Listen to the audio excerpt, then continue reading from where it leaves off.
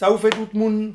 Nous la jodia pour goûter le Smith Cross, un rhum jamaïcain, un pur régal. Celui-ci, on ne dirait pas, mais il est âgé ce bébé. Il est âgé depuis le temps où il est fabriqué, puisqu'il est fabriqué depuis 1788 en Jamaïque par la distillerie Heyman.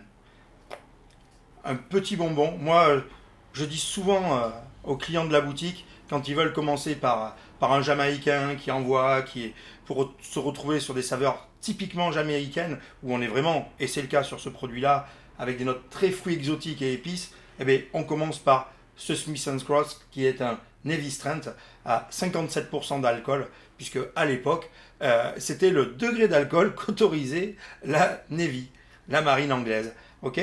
Et là, il n'y a rien à dire, hein. C'est du 100% jamaïcain.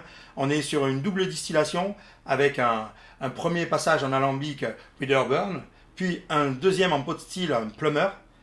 Ça nous amène des arômes qui sont mais vraiment typiques jamaïcaines, très forts sur le solvant, et très complexes. Les épices arrivent en suivant et on finit vraiment sur une bouche très fruitée. Ce qui est bien avec ce jus, c'est que une fois qu'il est passé dans les deux alambics que je vous ai dit, on le met dans des fûts de Bourbon en premier pendant 6 ans, puis on le change de fût et on va les mettre dans des fûts de chêne pendant 18 mois à 3 ans. C'est même pas fixe, c'est selon la recette, selon leur envie. Mais il y a un minimum de deuxième passage en 18 mois. Donc on va vraiment se retrouver sur ces saveurs très charismatiques que donnent ces fûts de chêne américains ex-Bourbon, où on va avoir une structure de jus qui va vraiment vous tenir au palais, vraiment vous structurer le jus comme il faut, et ensuite ça va partir sur les épices et le fruit. Il n'y a pas grand chose à dire. À déguster tel quel ou en cocktail. C'est vraiment le rhum jamaïcain par excellence. Il n'y a pas grand chose à dire dessus.